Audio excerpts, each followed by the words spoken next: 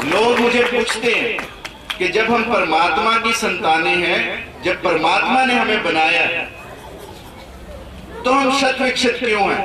क्यों नहीं ऐसा कि हम सब सुखी हों, हम सब दुखी क्यों हैं? हम सब दुखी हैं क्योंकि हम सब में बदलाव आया। आज यदि हम समय को देखें तो सबसे पहली चीज कि मैं स्वयं बदला, फिर मेरा परिवार बदला। आज परिवार रहा ही कहां है? हिंदुस्तान अपने परिवार में बसता था।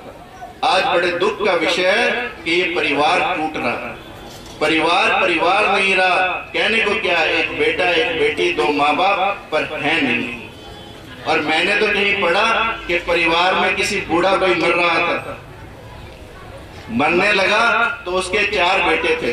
उसने अपनी बीवी से पूछा कि चारों बेटे मेरे कहाँ हैं? तो बीवी ने कहा कि एक तो तुम्हारे दाएं पैर की तरफ खड़ा है। तो उसने दूसरे ने कहा दूसरा कहाँ है? तो उसने कहा वो बाएं पैर की तरफ खड़ा है। तीसरा कहाँ है? वो दाएं हाथ की तरफ खड़ा है। चौथा कहाँ है? वो बाएं हाथ की तरफ खड़ा है। तो उसने कहा कि फिर दुकान पे कौन गया? यानी मर रहा है आदमी, पर उसको चिंता किस चीज की है? उसको चिंता है दुकान की। मरते मरते हाय पैसा, हाय पैसा, हाय पैसा, और इस पैसे की ऐसी हाय कि हम सारी उम्र हाय हाय करते रह जाते हैं, इसलिए हम दुखी हैं। मैंने आगे पढ़ा कि एक आदमी मर रहा था, मरने को था। तो जैसे मरने को आदमी होता है, किसी के घर में बीमार हो, बूढ़ा हो, तो लोग तैयारी करने लग जाते हैं कि इसको कैसे फूंक के आएंगे, शमशान कैसे ले जाएंगे, शमशान किस तरीके से ले जाएंगे। ऐसे लोग आजकल तैयारी करने लगते हैं। तो बूढ़ा मरने को है, बेटे तैयारी कर रहे हैं। एक बेटा कहता, देखो यार, आजकल सबसे अच्छी गाड़ी रोल्स रॉयस है। रोल्स रॉयस समझ तो, बड़ी लंबी गाड़ी जिसमें आजकल लोग डोलियां लेके आते हैं। कहता जब पिता जा ही रहा है तो इसे इतनी बड़ी गाड़ी में लेके जाएंगे। तो दूसरों ने कहा इतनी बड़ी गाड़ी करेंगे क्या? एवरेज कुछ नहीं है, शमशान है 10 किलोमीटर दूर, इस करके चलो छड्डो, एम्बेसडर हिंदुस्तान की गाड़ी है, एम्बेसडर में ले चलेंगे। दूसरे ने कहा एम्बेसडर भी आजकल रास्ते में बंद हो जाती है, छोड़ एम्बेसडर, हम ऐसा करेंगे, हम इसे अपनी बैलगाड़ी में ले चलेंगे। तीसरे ने कहा बैलगाड़ी भी कहाँ की, आजकल बैल ही नहीं मिलते, बैलगाड़ी क्या करनी है, तुम ऐसे करेंगे जैसे पुराने 4 आदमी उठा के ले जाते थे, वैसे ही ले चलेंगे। बाप सारी बातें सुन रहा है, लड़के अपनी अलग अलग बातें बता रहे हैं। तो इतने में बाप उठा, बाप ने कहा भी तुसी छड्डो सारी गल्ला, आप छोड़ो ये सारी बातें, मेरी चप्पलें बताओ कहाँ है, मैं अपने आप ही चला जाऊंगा। ये हमारा परिवार है। परिवार के नाम पर आज हमारे पास कुछ नहीं है, और यही हमारे समाज की हालत है। हम पड़ोसी को नहीं जानते। गया वो समय कि जब पड़ोस में कुछ होता था तो हम सब निकल के भागते थे कि क्या हुआ। आज कहते हैं हुआ होगा यार, पड़ोसी ना हुआ। जर्मनी में एक हेनरी हेक करके व्यक्ति हुआ।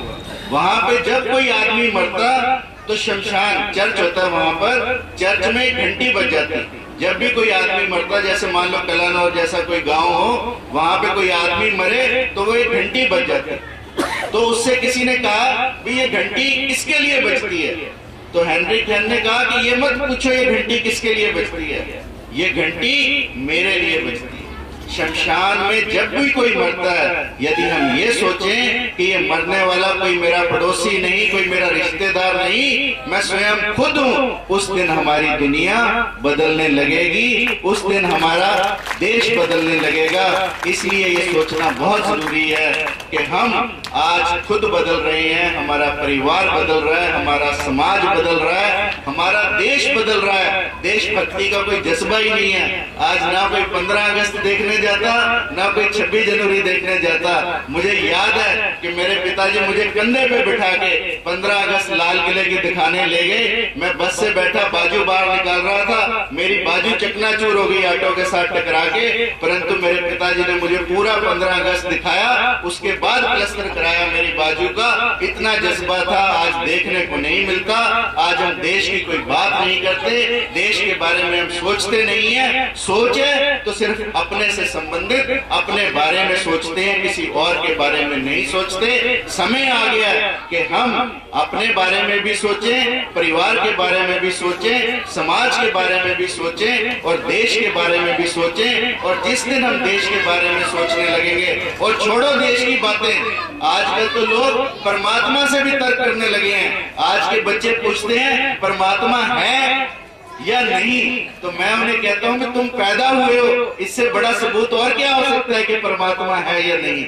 हम आपस में बातें कर रहे हैं, बोल रहे हैं, एक दूसरे को देख रहे हैं, इससे बड़ा और क्या सबूत हो सकता है कि परमात्मा है या नहीं। परंतु बच्चे तो तर्क करते हैं। मैंने सुना कहीं पर गीता की क्लास चल रही थी, पंडित जी गीता पढ़ा रहे थे, संत महात्मा गीता पढ़ा रहे थे, तो एक बच्चा खड़ा हुआ, उसने कहा कि परमात्मा आप कहते हो सब जगह है, तो आप ये बताओ कि मेरी जेब में भी है कि नहीं। अब संत महात्मा या तो इधर देखें या उधर देखें, जवाब क्या दें? जवाब दे तो भी फंसे, ना दे तो भी फंसे।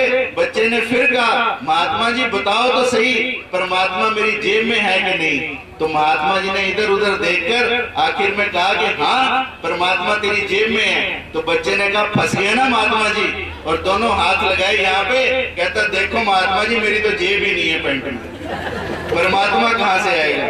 तो ऐसे ऐसे तर्क हम परमात्मा के लिए देते हैं, ऐसी ऐसी गंदी बातें परमात्मा के लिए करते हैं, जिनका हमें कम से कम अपनी बुद्धि में ध्यान भी नहीं लाना चाहिए, क्योंकि परमात्मा है और हम सबके अंदर है, इस बात से मुख मोड़ा नहीं जा सकता।